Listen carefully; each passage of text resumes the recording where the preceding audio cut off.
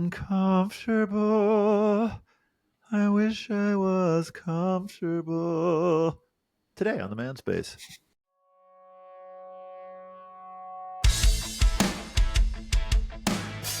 Welcome to the Man Space podcast. We're your hosts, Doctors Matt Brown and Rob Porter, and clinical therapist Mike Porter.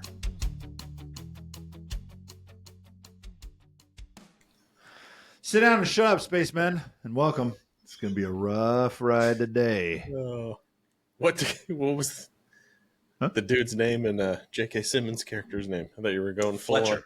Fletcher on us. Should have gone full Fletcher.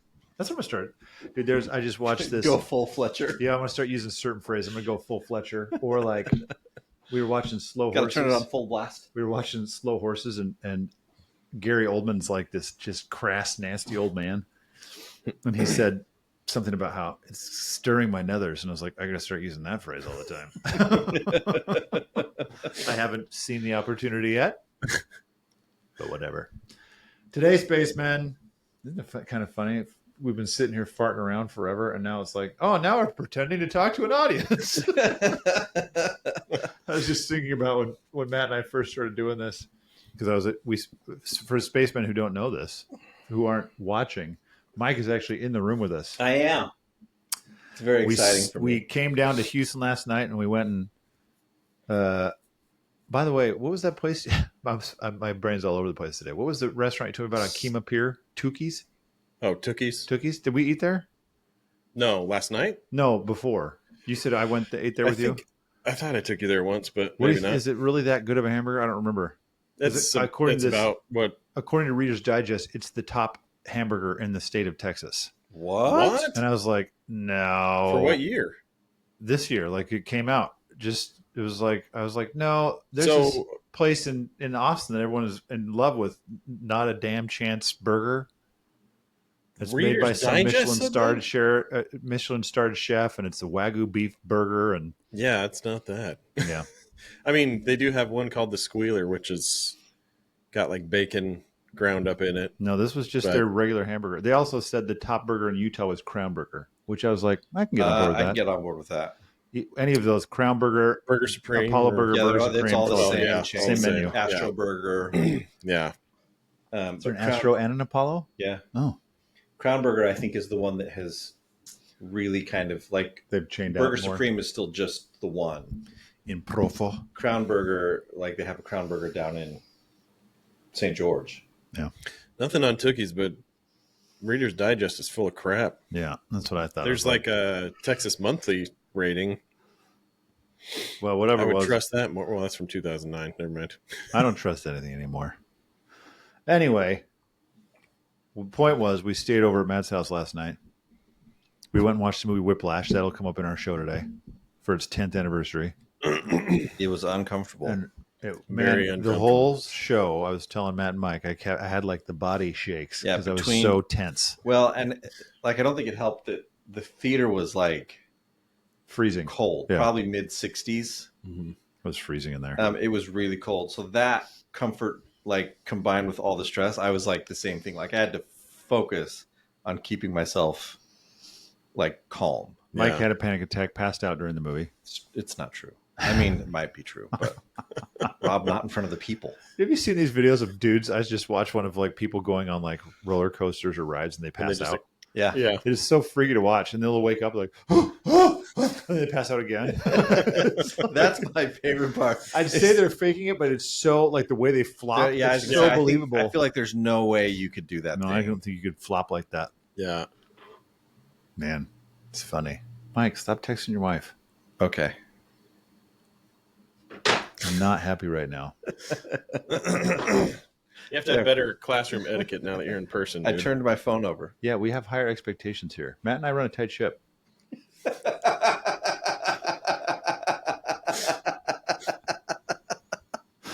was so genuine. I was going to say, the length of that laugh really betrayed that statement. I was just telling Becky about how we had the MPMP, the Man Space Master Podcast, Plan. Man Space Podcast Master Planner, because of all the times that we forgot to do something, and how we just threw that out. Apparently, we just trust Riverside to do everything for us now. Just log in and push record. You push record, Mike? Am I just talking to like dead air? I pushed record. I'm just pretending. All this was a long way of saying too. Every time I stay at your house now, it reminds me of sitting on your patio next to your pool, waiting for you to come out in the morning when I was writing down possible intros for the man space when we were calling it the Steep. When was that? It was the very first time we tried to sit down here and record, and we were both felt too awkward and too like didn't get anything recorded. I think we did. I think didn't we record for like 2 hours? We did, but it was a total waste. It was just on my phone. Well, no, it wasn't on your phone. It was, or maybe it was, but the freaking microphone was sitting on my coffee table, and we were both like sitting across from each other. That would have been the worst audio ever. And it was just so it felt so weird to be like, let's play pretend. Well, that's the first time I actually met Matt was coming down to do Manspace, and for whatever reason, filming. It was our first time filming. Yeah, but I like this one. Yeah, where Rob is like looking at the camera. I couldn't tell Matt is looking anywhere but the camera. I have noticed too. Maybe that's what was going on in that video. Like when I'm thinking about something, my eyes go. Burr, burr, Yeah. burr, burr, burr, burr, burr. I don't. It was so funny. Anyway, that's my screensaver, or that's my picture for Matt on my phone now. And then here I really don't know Matt other than just through Rob's stories. And they turn and, how was it? And I'm like, it was good. I gotta tell Matt he wasn't really looking at the camera.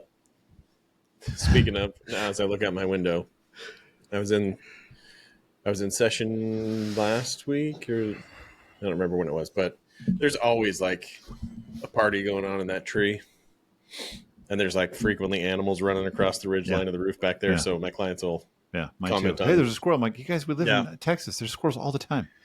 But the other day, I just started cracking up right in the middle of a conversation because this squirrel, like it was up higher than the window, so I couldn't see it, and it just like just dropped straight down, like flailing like this.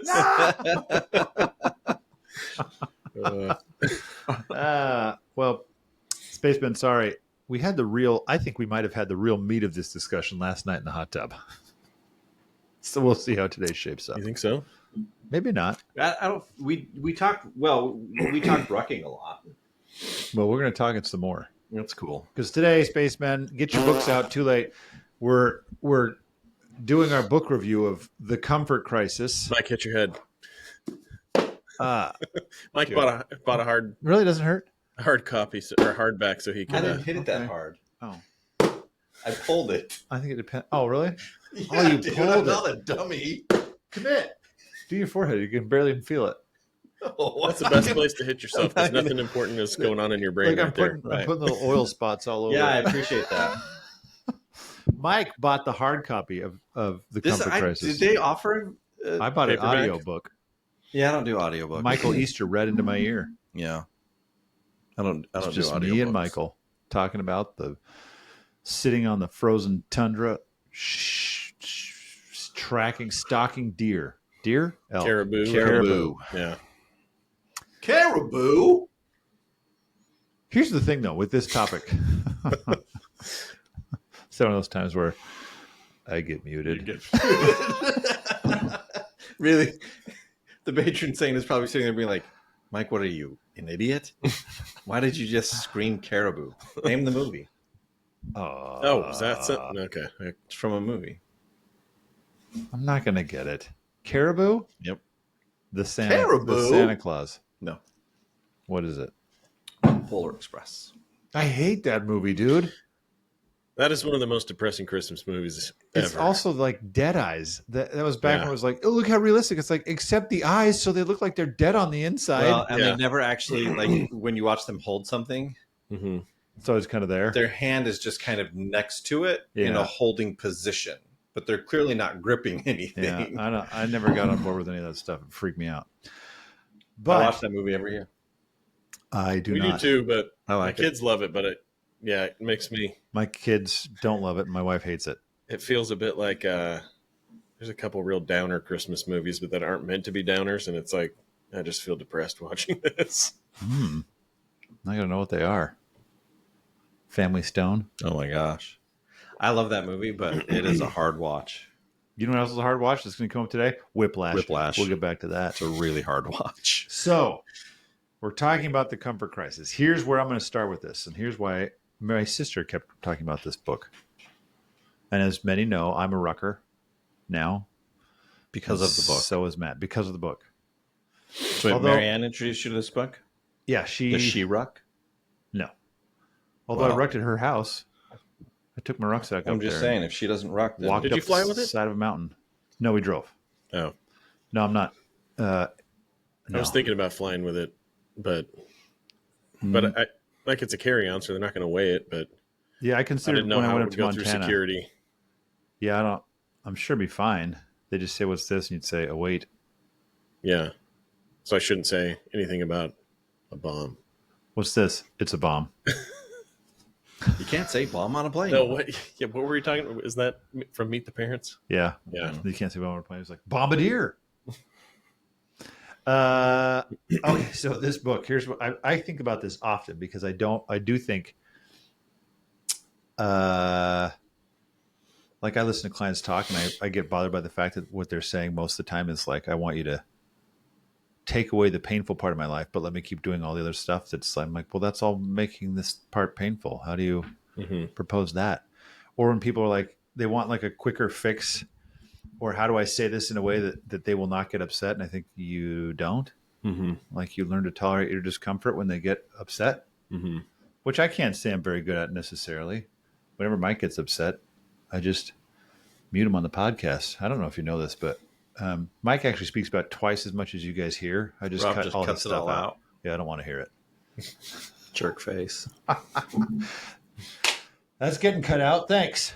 And that's not going to make any sense now that I just said that. People are like, what got cut out? And I'm like, you don't worry about it, guys, because Rob is the best. Whenever Mike talks, I'm just going to be me going, Rob's the best. Okay. So, I'm trying to get this going in my head. I'm like, guys, I don't even know where my head's at today. So let's just Clearly, start with it's this. on the fact that you're the best. Mike read the book the most recently. He finished most recently. Yeah. And you're the only one that read it. That's true. You actually had eyes We on digested page, it audially. auditorially, Yeah, that's better. auditoriumariously. So let's start with this because it seems like when we were talking yesterday, this book was fairly impactful for you. Do tell. It changed my life. I wonder if I could do your voice. Probably. Probably. Dude, when I listen to like episodes of us, there's times I can't tell which one of us Really? is talking. I can always tell when it's you. I cannot. There's stuff where I'm like, I thought Rob said that, but that sounds like me. I feel like most of the time when I'm talking, it sounds like I'm half joking all the time. So it feels like, yeah, I can tell when I'm talking. I don't know how anybody listens to me. When the two of you are just talking back and forth, I think there's just slight variations. Yeah. One of us sounds more attractive than the other. If you had to guess which one. All right. Go ahead, Mike. No, like, I don't know. Well, because I'm trying to figure out where to start. Let it change you. We've talked before. I've been on depression meds for a couple of years. But not anymore. Now I'm just on comfort crisis meds. Kind of. Oh. Like I ran out and I don't have a doctor in Kansas City yet because I've lived there almost a year. So why would I? And doctors are scams. And doctors are scams. Even Just though kidding. I need a colonoscopy.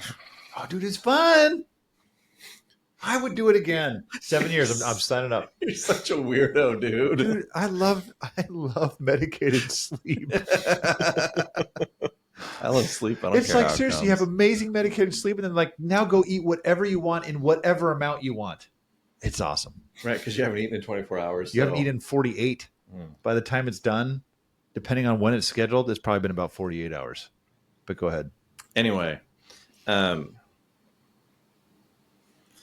I didn't want to, like, I had found, like, I came back from the Dominican with an ear infection and she, like, redid my meds for me. So, like, I've been able to keep my meds there, but I didn't want to stay on meds. And so I quit, and within a week, I was like in a depressive slump, and I totally felt it. You just cold turkey that bad boy? Well, I mean, I ran out. So yeah. Oh, yeah. Like, which by the way is not a recommended, like you should not do that. Like, well, I was going to say for the listeners, maybe say what you were taking and like the dosage too, because I think this is a good, like, yeah.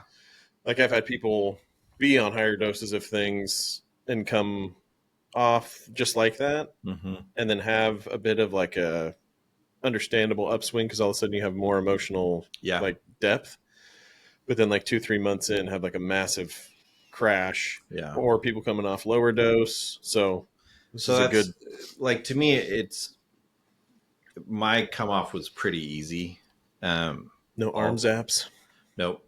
Which that's the thing. Like my daughter gets, like, I think hers are like brain ones. Like she feels it in her head, which she suffers from chronic migraines. So like when she starts to, if it's been too long, she'll start to feel it in her head, like get the weird zaps, which I didn't know was a thing. But, and so that's like, don't just quit. I was on Wellbutrin, 300 milligrams, which is, I don't think they dose higher than that. What's the, did they ramp you up? I started at 150. Yeah. And I noticed some change, but it felt more like I would have random days where I was like, oh yeah, I feel pretty good. And then I would go back and I was like, oh, and I was like, so maybe this isn't working yet. And when I kind of described it to the doctor, and he goes, so do you think you need a higher med? And I'm like, probably. And he goes, yeah, I think you do. Yeah. And he's like, what you're describing is you're getting hints of it, but you're not quite there. And so he upped me to 300. But I think it was increasing my anxiety, which was unpleasant. That's more what I've heard, like with Wellbutrin, especially. Yep. Like I've had people on like Lexapro, or there's another one that's, I haven't had a lot of people that I work with that are on it, but dang, I can't remember the name, but the Wellbutrin to kind of give like motivation or something like that, but then it kind of makes them feel a little bit shaky and kind of manic at times. Like it was, I just kind of started noticing that my anxiety, like I was like, I don't normally get this level of anxious over this kind of thing. And I just kind of started noticing there are things that, like, stereotypically, which again, that can change as time goes, right? Like things that didn't make me anxious 10 years ago can make me anxious now. It's just fine. But it didn't used to. And so I was like, that's weird. And so that was part of why I wanted to be off it. And I just, like, I don't know. I didn't want to be on medication for the rest of my life. Not and it's for been that. How anyway. long now? I got on Wellbutrin. It's probably been a couple of years. But since you've been off? A couple months. And you feel better? Yeah. So that's where the comfort crisis came in, right? Because I got into a pretty, like, I've learned over the years how to recognize my depressive slumps. Like even when I was on Wellbutrin, I could recognize it. Yeah. And so sure enough, like this one, I very quickly after about a week of not being on it, I started recognizing signs, and I was like, ah, crap. And some of it was, I just refused, like there were things that I refused to stop doing, that are common. Like I read, like talks every day, and I read from scriptures every day, and I do case notes after my sessions. And those are three things that when my depression hits, drop off real fast. Yeah. Case notes goes first. Yeah. Because I can't, right? Like that's the most work. And so like I was like, no, I'm not, like I can feel this, but I refuse to let those things slide. Because I know that one, like with case notes, as they start to pile up, I just feel worse. Yeah. And so I've learned, like, I can't do that. And so I kept doing the things that I knew would keep me as close to normal as I could be, given where I was at. And I allowed for certain other things. Like I allowed for, heroin. I mean, yeah, it's kind of a good upper.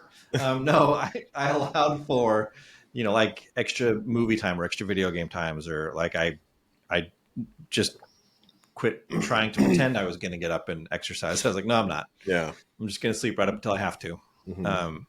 kind of thing. And then we started reading this book, and there was just like the premise. We've talked about this before, right? Oh, the show? Yeah. No. Uh-huh. Yeah, we've talked about it Okay. because we talked about my rucking. Yeah. Okay. But give the Well, premise anyway. the to me, the sum up that I tell people is like societally and technologically, and like we've gotten to a point with comfort that we don't know how to be uncomfortable anymore. Mm-hmm. And things that used to be simply part of living, battling the climate, and like cold is the example that always sticks in my mind, because in the book he talks about now, once upon a time, like if you went out to use the bathroom, you had to fight the cold. Mm-hmm. If you left the house that had the fire, the wood burning stove in it, you were cold. You went out and worked and you did these things, whether it was raining or snowing or whatever. It didn't matter. You went out and did this stuff because that's how you took care of yourself. So you did it. And he goes, now we go from a climate controlled house to a climate controlled car to a climate controlled office and back again. Mm-hmm. And he goes, and even when we do hard things like exercising, most of us do it in climate controlled rooms. Mm-hmm. And he goes, so even our hard things aren't hard, not in the same way they used to be. So that's kind of the premise of it. I was just going to add that I tell people the premise is that we are designed, like our bodies and our minds are designed to struggle and challenge and fight, and now we exist antithetically. That's not the word I want to use, but to that, like that we are, everything's so easy that we're not actually doing what our brain and body are designed to do anymore. So we have to create crap now. Like everything's mental, which I think is why we're way more depressed, because there's no clear cut, there's my threat. Well, and there's the mental, like as we talked hobby shopping a few episodes ago. Hobby shop. That's a song I just made up right now. Good job. I know. And the mental, to me, like I realized as I was thinking about hobbies that I wanted to pick up, because I went skeet shooting for the first time in my life a couple of weeks ago with the young man. How'd you do? 3 out of 6. Nice. Now we're calling you Skeet from here on out as your new nickname. Skeet. Thanks. It's like the boys, they were like, "Oh, you're like a natural." I was like, "No, I'm not. Stop it." But the joy of 12-year-old boys, right? Great for your ego. Yeah. But I realized, like, as I was thinking about it, I was like, oh, my skills, the things that I think, if someone were to say, what are you really good at? Mine are all, the soft skills. Yeah. I can connect with people really well. I'm pretty funny. I can write really well. Like those are soft skills. Mm-hmm. That's just a funny way to call it, soft skills. But I get it. I agree. Well, that's what they're funny called. To think about it. But yeah. But I realized, like, after shooting skeet, I thought, oh, I want a hobby that is something I can get better at, like that I can measure my growth in it. Mm-hmm. Exactly. Like I actually thought of that as we were playing today. I thought, oh, wait a minute. Darts is actually on that list. I could get better at darts. Like I have a dartboard in my office. And you feel drawn to it every time you walk in. I do. I freaking love that dartboard. Easy cue. Yeah. It's the first thing I see when I open my door, and I'm like, oh, I love that thing. So as I started reading this, it's just going to sound cheesy. It just kind of, I think it spoke to that part of me that is programmed to do hard things. Mm-hmm. Right. I don't think that sounds cheesy. When I read this too, it felt like there was something internally that's like, hey, wait, this is supposed to be happening. Yeah. Like I could recognize it almost in this, like, this is the part where it's almost like in this psychic connection of like, wait, there's something there. Yeah.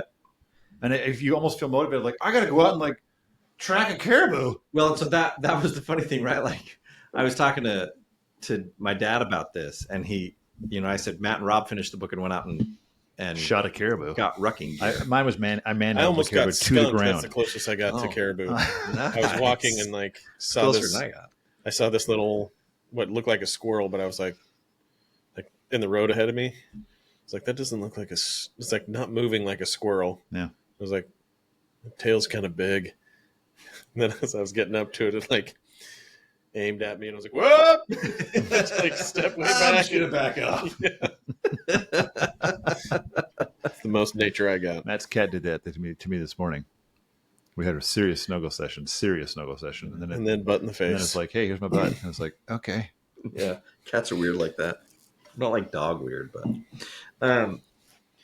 but yeah, for me, it was this book. There was a lot of little things. Like they talk a lot about, the benefits of being outside, and even there's like a pyramid of like the type of outside. Like there's city outside, there's country outside, and there's backcountry outside. Mm-hmm. And backcountry outside is where you'll find the most like benefits for your brain and for your but any of it is beneficial. And I thought, oh, right. Like I'm sitting here reading this book, and Missouri is not uncomfortably warm. And so I thought, why am I not sitting on my porch and reading the book? Like I'm outside, I'm sitting by the, bushes all over the front yard. So I'm sitting like right by stuff. You're so lucky, dude. Right? Like I was like, this is rad. So I just I put a chair. My wife's like, what are you doing? I'm like, I'm sitting out front. And she goes, well, what? Don't you want to sit on the back deck? I'm like, no. Like there's bushes like porch right people, here. Not backyard people. I thought, plus I want someone to come talk to me. And if they're going to come talk to me, it's going to be sitting on my porch, not on my deck. Mm-hmm. And so I sit there, and like I live right by a main road, so I hear cars all the time. But between cicadas and the occasional lull in traffic, like the cicadas, I'm like, oh, that is nature. Like I actually realized I enjoy the sounds of cicada. Yeah, because they drown out. Dude, sometimes they are deafening. Oh, they are completely deafening. There's traffic right behind my house, and I can hear the cicadas over the traffic. Oh yeah, mm-hmm. No, that's like I said, like we live right next to a fire station. It's like just a quarter mile down the road, maybe. And I think so. We hear that thing leave all the time, and sirens going. No, and the cicadas are going good. Mm-hmm. It's not loud. It's not that loud anyway. And I can get to, but it was just all of these small things that I was like, oh, I could do that. And, a bunch of little things that as I read it, I was just like, I think I've been missing this. Mm-hmm. Like I told Jenna, I'm like, yeah, I'm going to go camping. And she's like, what? And I'm like, we got rid of our tent that actually holds people. So we only have a 2-man tent, which is really a 1-man tent. Mm-hmm. And I'm like, yeah, I think I'm going to go camping. Nice. And she's like, just you and I got, yep. I just want to go. And it's one of those things, like there's places I can camp, mm-hmm. Most of them have like a walk-in option where you have to walk a quarter mile or so from your car. Yeah. And I think, yeah, I'll go, like I can check in at like 4. Mm-hmm. I don't have to check out the next day till noon. I'll go do that and just hang out and be outside. And like, it just like all of this stuff just kind of spoke. And so as I started kind of implementing things, I just found myself my depression was lessening every time. And I was like, oh, this is freaking amazing. Yeah. Wait, did you actually go camping? I haven't yet, actually. I haven't had a weekend where I could actually pull it off. But it's just, and so for me, like this book really was like, holy crap. It was eye-opening, and like the section, anyway, I'm probably all over the map, but what section? Like section where not capitalize. A little bit. Capture what you've said so far, because I think it's a really good way of articulating how change probably actually happens, right? Where you just start to, it's like just one next thought leads you to, pick up this book, think this way, go outside, and you haven't camped yet, but like but I still totally want to. Thought, like it's so appealing to me. Like and that's the thing is I kind of thought, probably as I stop reading the book, which it's been a few weeks now, but probably as I stop reading the book, you should read his next one, dude. Just keep her going. Right? Does he have another one? The Scarcity Brain. I read it after that, and I liked parts of particularly the diet stuff better in the Scarcity Brain. But that's really, like, as you're talking about this, I think that's the reason why I like self-help books so much is because occasionally there's like a new idea, Right. but more often than not, it's just like a reminder Yeah. of things that we all know, but like in a way that just engages that next little step of motivation. And like it just helps you kind of like keep the momentum going Yeah. in a lot of ways. And sometimes, like I said, it's like, oh, I've never thought of this or tried this, and you try that. But yeah, because it's like once this ends, Right. Yeah, I think the that's benefit of it was awesome, and you want something else that'll keep that It'll going. keep it going. Yeah. well, and I think it matters to implement because I think too many Yeah. people. I mean, I've had clients they get too caught, and it's like they're reading every self-help book, Yeah. but nothing's ever implemented. It's like Just waiting for something, or you're hoping that something changes in your brain and it will just happen because it won't. Yeah. No, and that was the thing. Like I said, like for me, it was like I just sat outside and read. And the next thing I knew, I'd been sitting outside reading for like 2 hours. Yeah. This And never happened to me. Like it didn't feel like 2 hours of reading. It didn't like it was just somehow different. It just felt better. I like, and that's the thing. Normally I'm pretty skeptical of this. Like I don't necessarily love self-help books. I do love books that make me feel inspired. Yeah. Legend of Bagger Vance is one of my favorite books for that reason, because there's just aspects of it that do that to my brain that like That's why I like say, Walter hey, you Mitty. can be different. Yeah, same thing. The movie. Honestly, even the short story for me. The movie. I just think I've never taught read the short story countless times when I was teaching, and I love it. It's the same thing. There's just this weird, to me at least, a weird, and that's like it's the same thing with Storyteller. There's a weird hope in both of those books that I'm like, I don't understand why this is a hopeful thing, but it's a hopeful thing to me. Yeah. And with this one in particular, I think one of the things I like, and this is how Whiplash ties in. I was going to get there myself. Because this book, he doesn't seem to be like, oh my gosh, we are all on the path to like destruction and our society's going to tank. He just says, hey, here's this, like as technology has increased and we're spending more time on our phones, here's this thing that we've lost as a result. And he goes, and then he talks about how he went and found it. He doesn't say anything about I should go do it. Yeah. He just says, I went and found it. And I talked to the person who did the research on it. And this is what they found. And like the phone one, that one to me was a very interesting one because the lady that he talked to that was like the expert on it allows herself for 2.5 hours of screen time a day and 60 pickups. And I was like, and she goes, yeah, most people think that's really weird given what my research is. And she goes, but I also know who I am. And she goes, I like it. Yeah. So I do it. And she goes, and some days I blow way past 60 pickups in 2.5 hours. And she goes, but most days I've got notifications set and I hit that and I'm like, okay, well, I guess I'm done for the day. Yeah.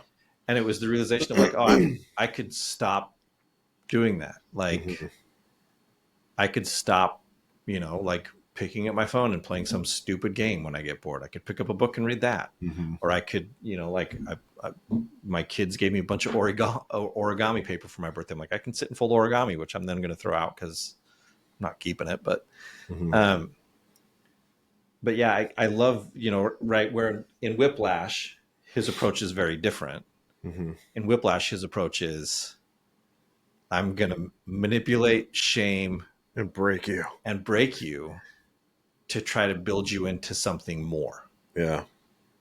Where he is like, it's a similar idea. I'm going to make you so uncomfortable that you have no choice but to either quit or keep pushing. And if you quit, then you weren't going to be good enough anyway. But if you keep pushing, then I know I did that. Yeah. And I mean, as a teacher, I couldn't like, no, that's his approach is wrong. Don't do that crap. But that, like, to me, the thing I like about this is, like I said, he just kind of lets it be.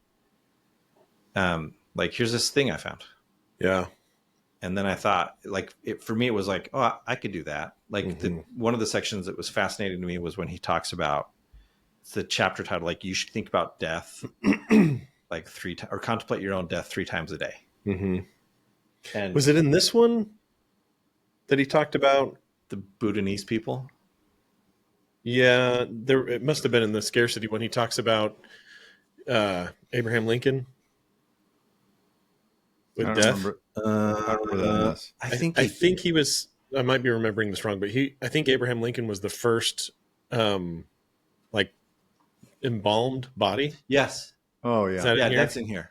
And how like that kind of distanced us a little bit from death, Yeah. and then the hospital system's kind of like, hey, we'll take them out of your, and how much we've become like distanced from Yeah. all of those things that used to just be like right in front of you. Yep. All the time. Yeah. That you always like, you woke up every day.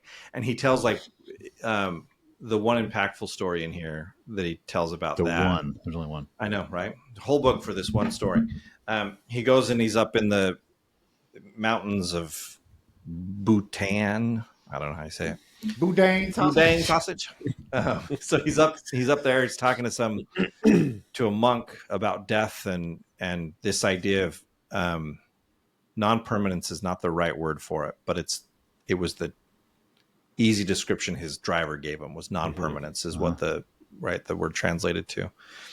And the guy says, no, you should contemplate your death. You should think about your death. You should think about that like 3 times a day kind of thing. And he goes, I walked out and we're going back to the car. And the guy says, oh, something's going on over there. We need to go help. And some guy had collapsed. And so he goes over and he's done emergency training. So he knows how to do CPR. And so he's like, okay, this guy needs CPR. And then 2 Chinese doctors show up, 2 like petite women. And the dude was like a 200-pound dude. And they're like, yeah, he needs CPR. So he goes, I have to be the one to do it. Because they're too small to, maintain the compressions for that long. Did CPR on the guy for 20 minutes before they end up calling it and saying, yeah, he's done. And there's like no help can come because of where they were in the mountains. And I want to see if I can find it. The way he phrases it. That's right. Sing us a song, Rob. By the word mitakpa. I don't know how to say it. That's the non-permanence one. Yeah. Yeah. Oh, it's impermanent. I can't say that word. Impermanent. Yep, that one. Impermanence. That's the word. 20 minutes, 11 seconds. You're in the chapter. Yeah. Here was a man who just minutes ago had hiked 5 steep miles, joking and laughing and talking with friends along the way. Now he was gone. Death can come at any time. And I thought, oh, right. Like literally this guy was doing something physically, like the activity suggests he shouldn't be dead on the ground. But what a way to go, man. Right? That happens to me. Yeah. It's not like slow death of, I don't know, Cancer or illness. So sick and gross that it's interesting. 2 things. One, if I really do mute Mike in this episode, it's gonna be a real short episode. Yeah, that was a lot of me. That's good. I actually I liked everything you were saying. And I think because like I liked this book, but it felt like when we were talking about it before, it felt like, well, this is more impactful for you, it seems like. But I thought, and maybe it's just because it's fresh. So if no one's seen Whiplash, it's the story of a freshman in what was the name of the university? Schaefer College. Schaefer Conservatory. Yeah. So he's trying to be this, top level drummer, and his teacher essentially is this huge jerk who, like they said, please, I have to break you down to make you something great. And in the end of the movie, they're in the, near the end, they're in a bar talking about the, like what he's doing and why did you do it this way and that sort of thing.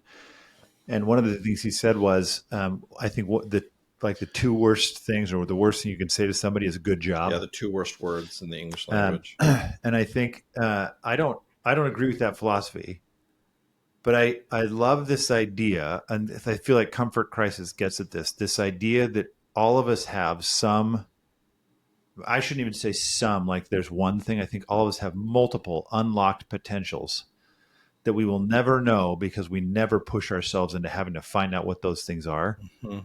And it's one of the dangers in some ways of participation trophies is it's like, oh, cool. Instead of saying, no, you weren't good enough. Like that's, I didn't have a coach ever yelling in my face like that.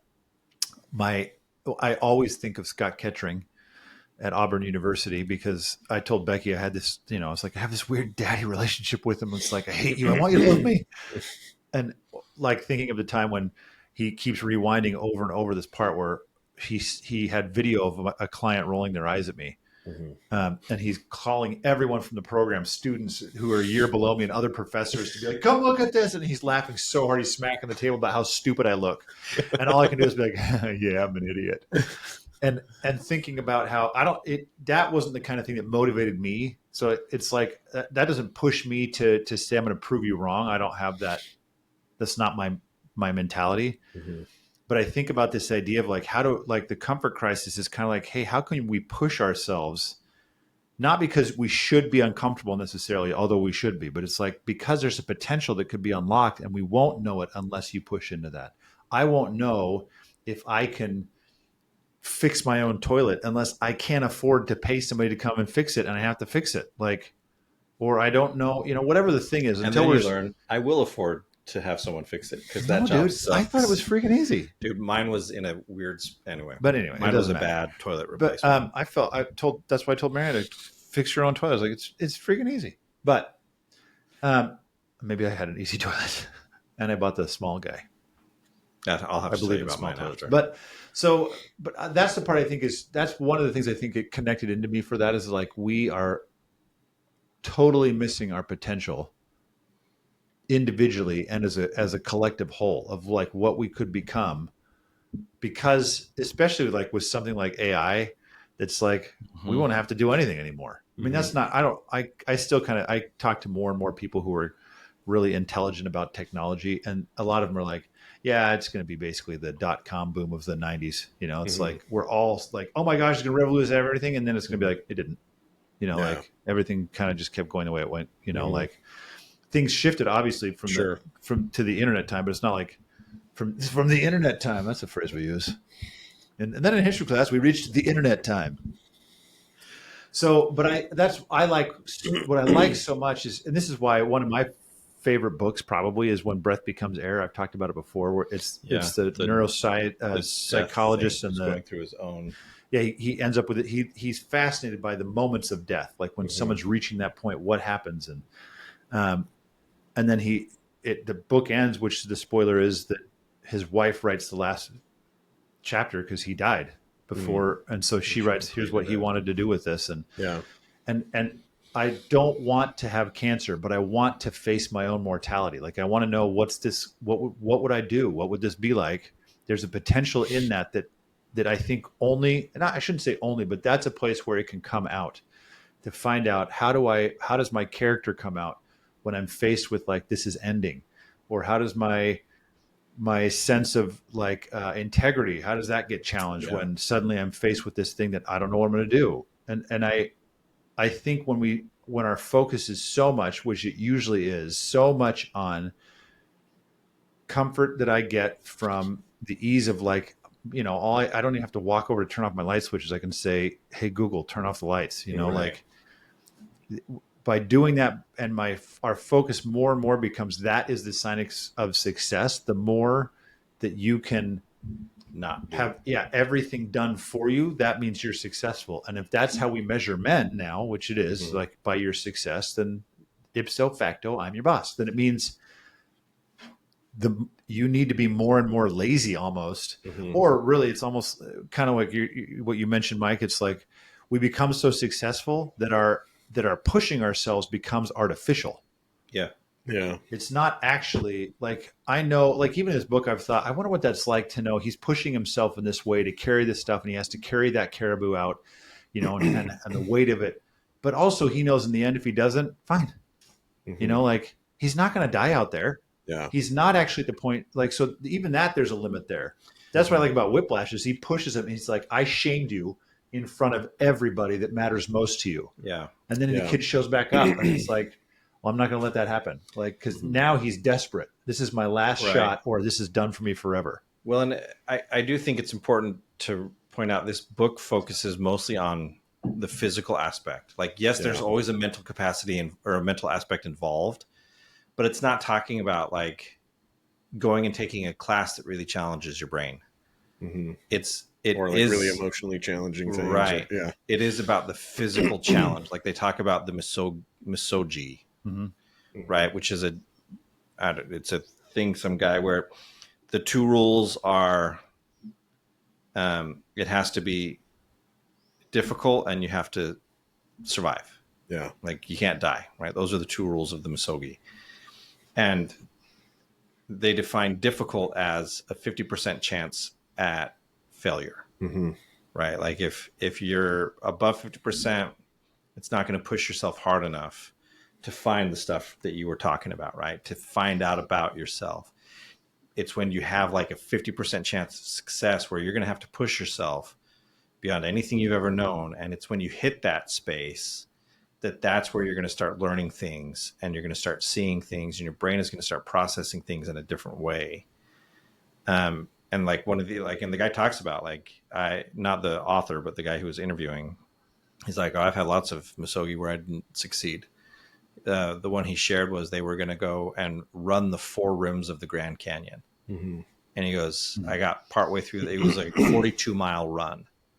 And he goes, I got partway through the first rim, and he goes, and I hadn't trained enough.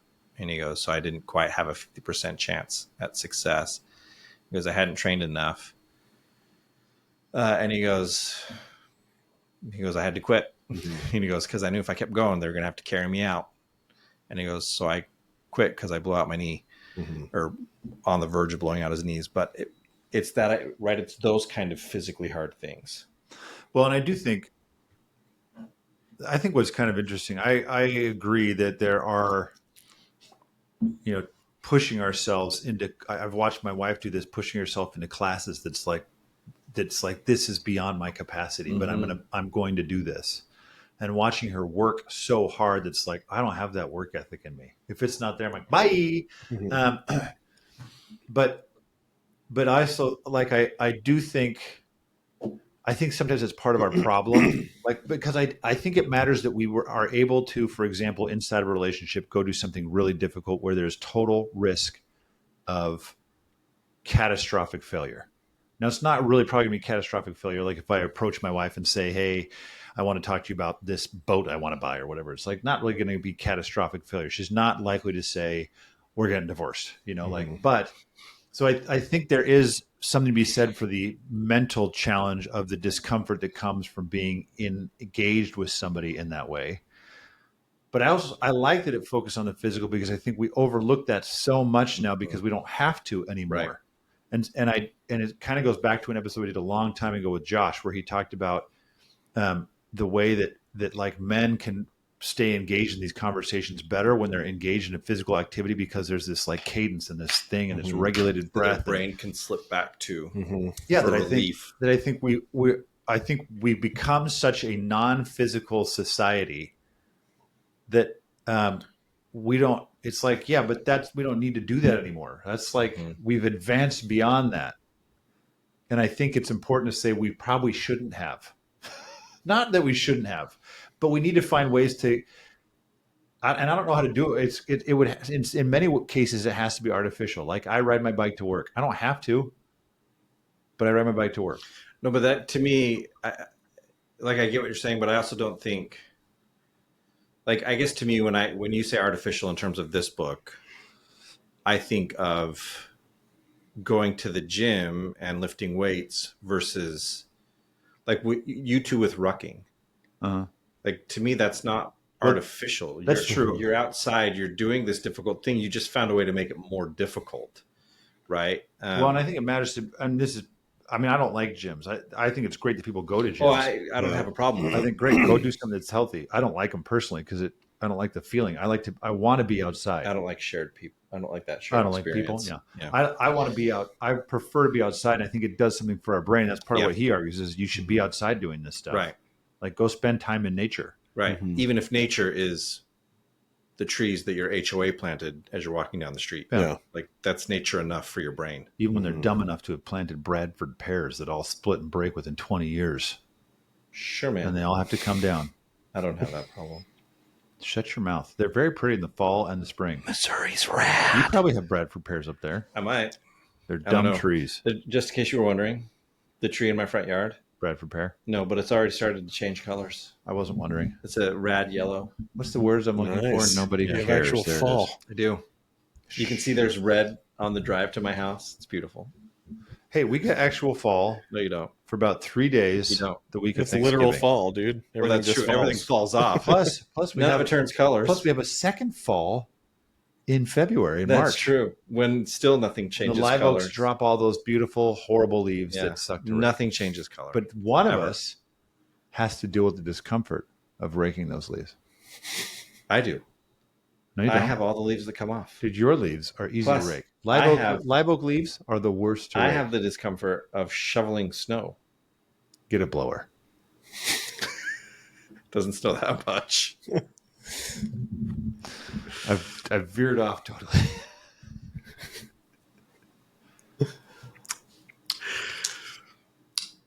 So wait, since Rob has lost his train of thought, like Matt, what was this for you? Same in a lot of ways, because I think, like you're saying, I've never taken meds, but I've wondered about it at times when, like, my worry is like maybe unfounded with meds, where I'm like, is it going to preset something in my brain some way that, like, I won't recover from? But as I talked about with supplements and things like that, like stuff like that has been helpful for me. But similar to your, like, 2 or 3 things that if you're like, they're the first things to go, or if you're not doing them, makes a big difference. So before I read this, I read a book called The 5 a.m. Club that it's a little cheesy. It's a story. It's like, international bestseller for, like, leaders and things like that. But it's a little, like, rah-rah and kind of like, hey, we're going to, but that helped me to just say, okay, like, I got to just get back to getting up to where I'm doing something really difficult. Like one of the little formula things of their morning was like sweat for 20 minutes, reflect for 20 minutes, and then, like, kind of vision plan, like that your first hour should be that. Yeah. So I don't do that, but, like, just that concept of sweating for, like, first thing in the morning, which is not hard to do here. Nope. Just basically get out of bed. Holy crap. But, like, that, if that is the first thing I do, and then I have, like, I feel like I'm in the driver's seat as I'm getting ready, and I'm, like, prioritizing some things that are important to me, and then, like, set my cruise control on the one road that I can do that on at the exact speed limit, and just like Relax. Screw you, go around me. Yeah. I'm going to do today at my speed, right? Yeah. Because I've already kind of, like, Not my determined that I'm going to make the decisions in my day, right? And I can, the first thing I decided to do was something really difficult. And then, when I read that's when I added the rucking into it. But I think, like, different elements of this just kind of continued the momentum. And for me, like, getting through a book a week is really helpful. Yeah. And that's my time to do it, right? Like, my primary time. So it's like morning is sweating and just taking in, like, helpful, kind of motivating, hopeful information that's challenging too. And so, it's a lot of the same things you said. It really has helped me just mentally. I think the benefit I get mentally from engaging my body sometimes is a lot more than, and I think this is true for maybe a lot of listeners too. I think a lot of the things we talk about on this show, right, are like relationships and, thinking and feeling and things like that. But I think there's something maybe disconnected in the way that we talk about physical stuff and the impact it has on all those other things, because it really does. It's like it slowed me down. I've been less like urgent, less reactive. Right before this, I was reading, everything kind of that even isn't a diagnosis has a label. And so there's like all this stuff apparently written about hurry sickness. And I'm like, yep, that's exactly what I've been trying to describe, right? Where it's just I constantly feel. So this doing something like that in the morning that's uncomfortable, that's difficult, is like, then that whole morning I described as the antithesis of hurry sickness. I'm like, I'm going to go the speed limit. And just that gives me more time to sit and think and listen. And everybody else that, probably is in that routine that I just got out of, where you wake up as late as you possibly can. Right. And you're just rushing.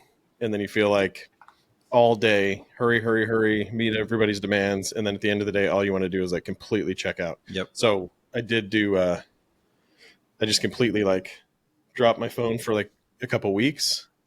And that was massive too, because again, like all those decisions where it's like, okay, I'm a little bit uncomfortable, I'm bored, I'm whatever, right?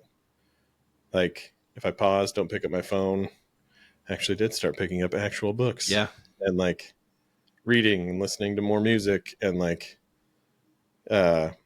this whole thing that we've been trying to implement for several years now, where we're all done with stuff by a certain time at night, so we can just sit down and like play games or, do something that we all want to do.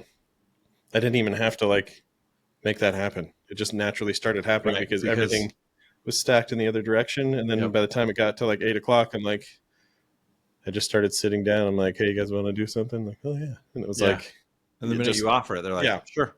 And that ebbs and flows obviously, because there's more people involved. But when I think about Whiplash, I think I have like, now that I've seen it twice, it's like, I think my take is more like, not so much did he motivate in the right way, or, was he right to push himself that far?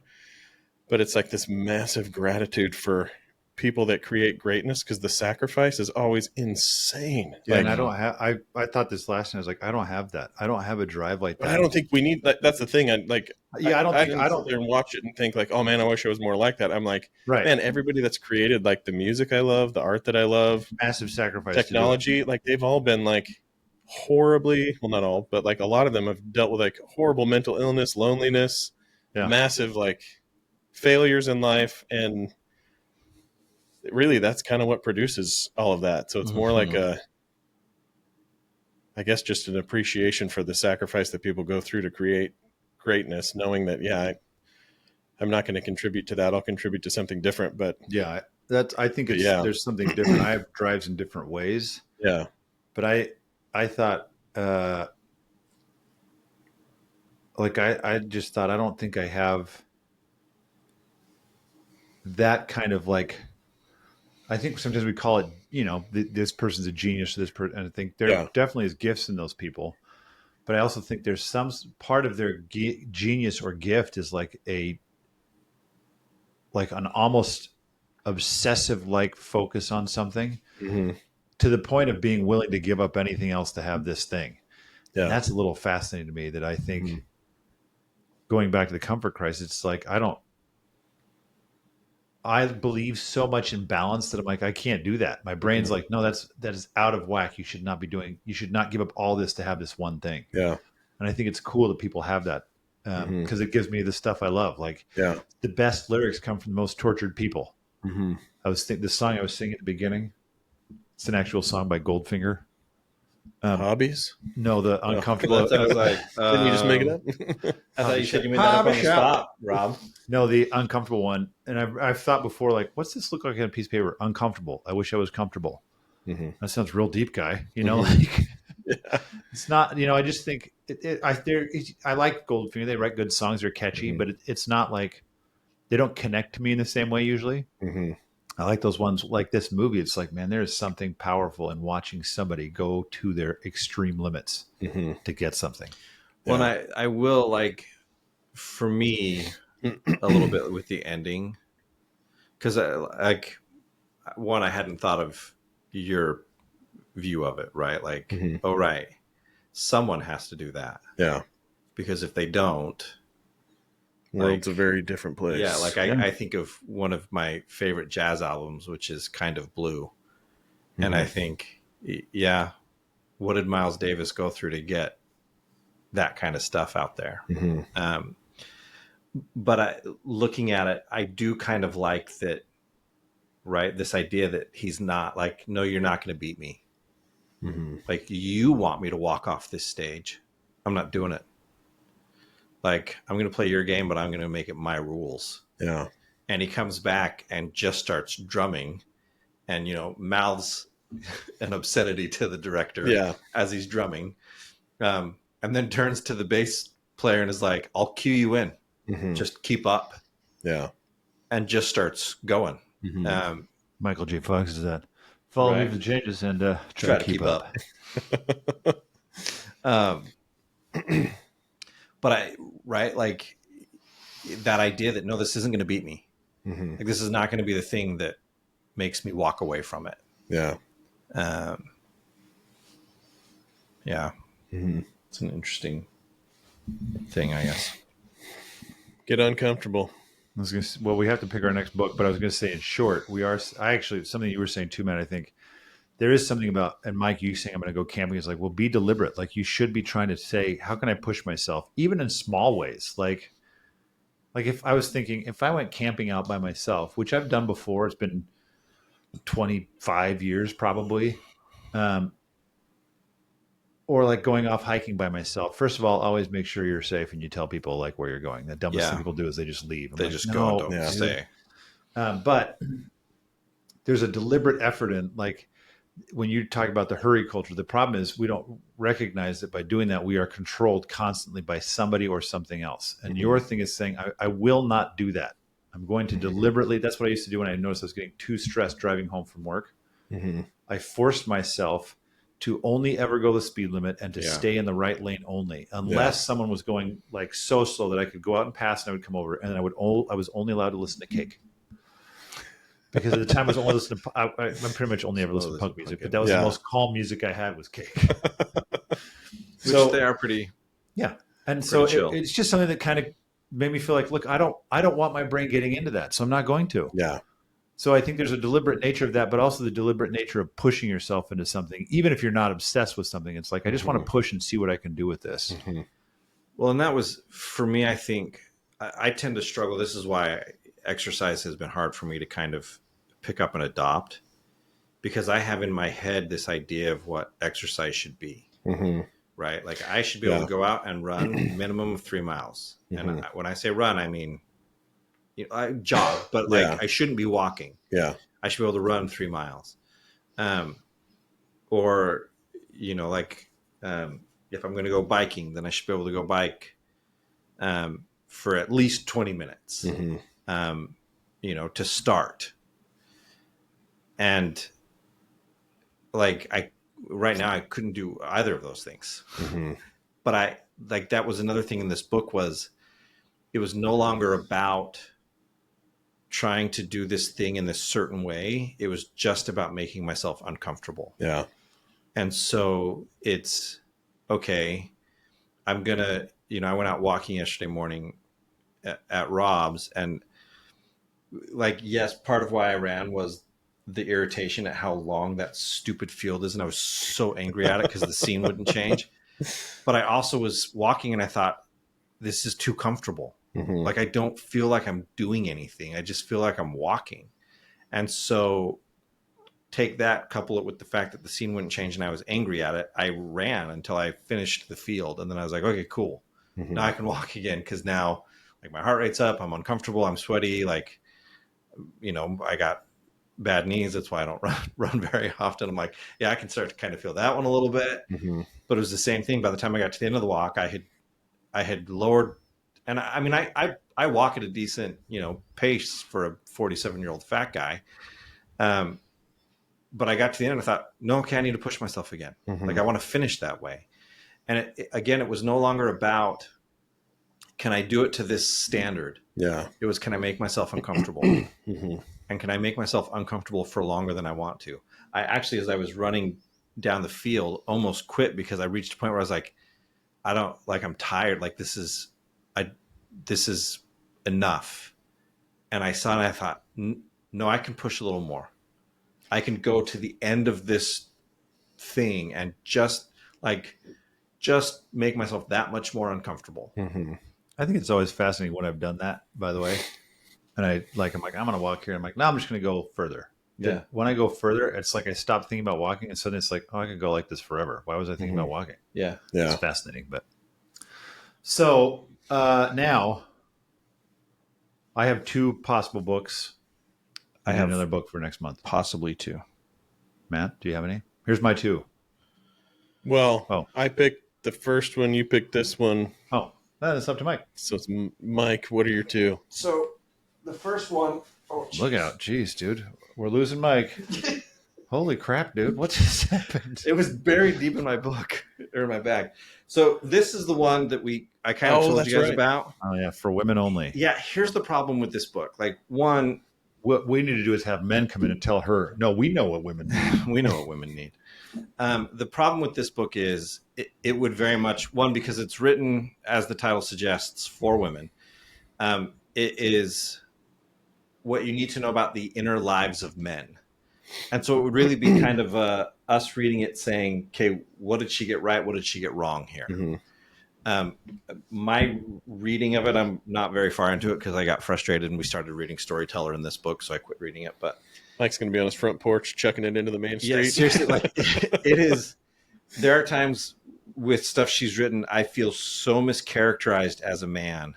Mm-hmm. It is frustrating for me. And give us a teaser. And then you add it to, like, I super hate that she, like, I'm like, why do you get to speak for me? Mm-hmm. If I wrote a book called For Men Only, The Inner Lives, What You Need to Know About the Inner Lives of Women, I would get like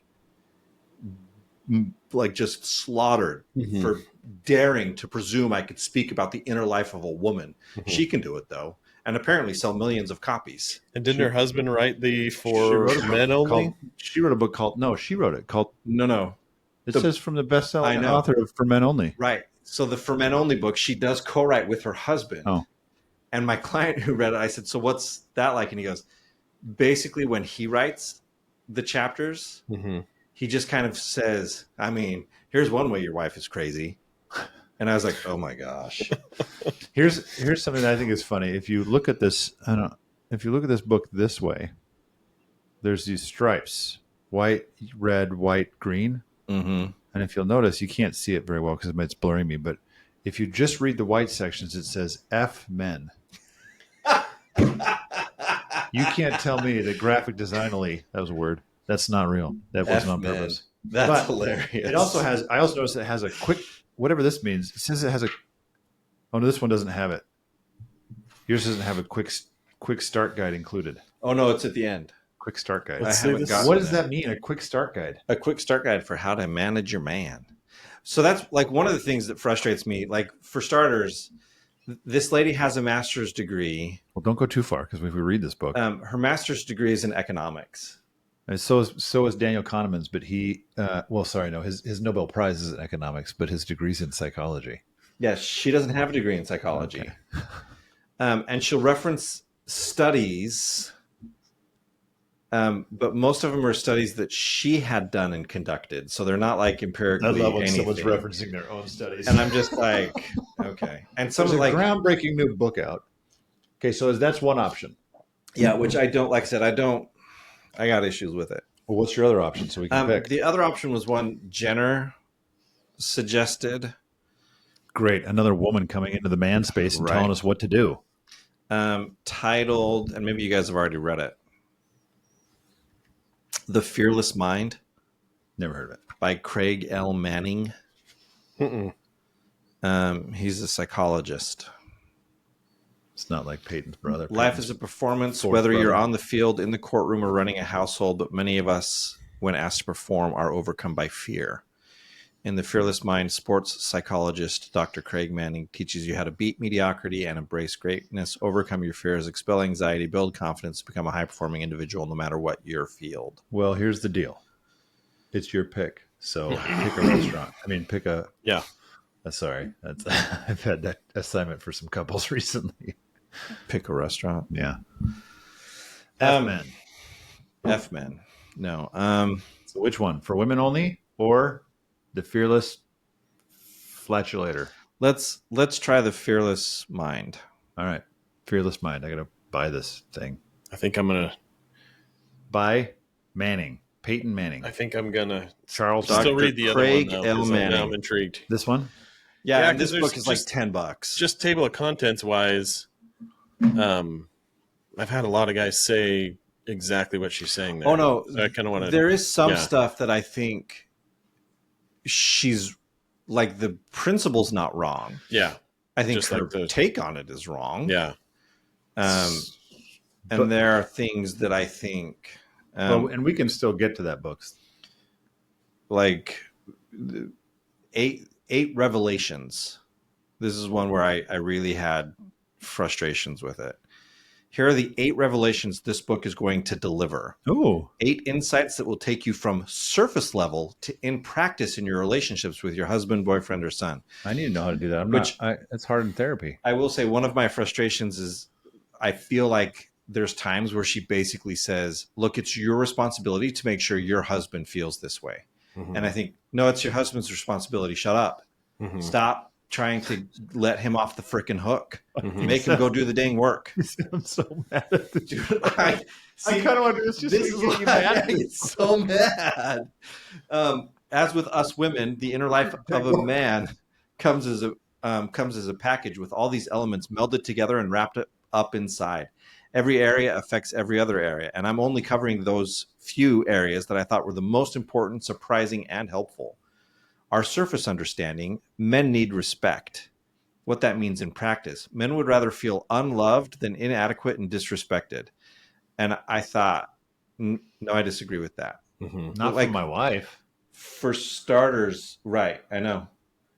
I don't think they're mutually exclusive either. I think that's the problem. Yeah, is I think no, you're trying to separate these two things. A lot of men feel truly loved when they are like seen as competent. It'd be hard to have my wife feel like I feel like you really love me, but you think I'm a total moron, and feel like I don't know if I feel those things but that's very the funny well. thing. I also think that happens too, where people are like, but I also think would your wife really love you if she thinks you're a total moron? Maybe. I mean, I guess that's. Let's hit pause on this book because there's a lot we can go into. Anyway, like the other one that frustrated me is one we've talked about a lot. Our surface understanding, men want more sex.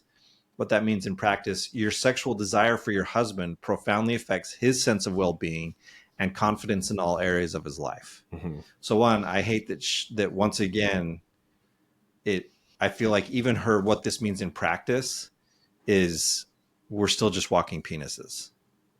Like that's it. And I think Punta Cana. Yep, Punta Cana. And I think, no, we've talked about this before. Men want intimacy. Sex is how we feel comfortable asking for that intimacy. Mm-hmm. But really, we crave intimacy. Like, sure, we crave sex, but we crave intimacy. Me and Matt's cat this morning had a lot of intimacy. And not in a dirty way. It was just very like, this is very, it's serious. I was like, I told the cat out loud, you are making my morning. Yeah. And that's the thing. I think, no, like oftentimes I think men, when they go after it, are simply, they want the closeness. They want and so I think I don't like the fact that she has. So wait, why did we pick the other book and not that book? Here's some cat intimacy for you. We're still recording, so why did we pick that book and not the other book? Because we got to settle down on this for sure. Because we're telling Spaceman next month we're reading this next book. Because this book will just make me angry. And but Angry Mike is good for podcasting.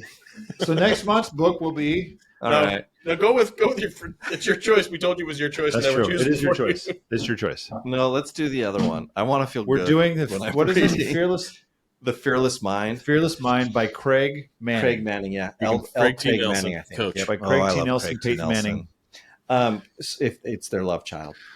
So one last thing about the comfort crisis. Uh-huh. I was listening to some guys and like the whole Navy SEAL type podcasts and stuff. Mm-hmm. Those are all super popular. Yeah. They drive me a little bit nuts, but me too.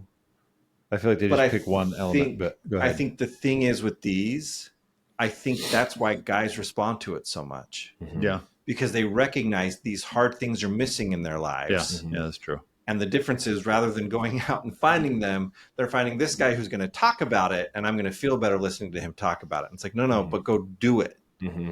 But I think, like, as I was reading this, I thought, that would explain that rise. Yeah. As we increasingly become comfortable, we like hearing about these people that do these extremely difficult, dangerous things that push them to their limits. Yeah. And think, yeah, that could be me. And it's like, well, no, but that actually could be you. Yeah. But you don't have to be a Navy SEAL to do it. Mm-hmm. So anyway. Well, then come back and catch us next time on the Man Space. F-Men.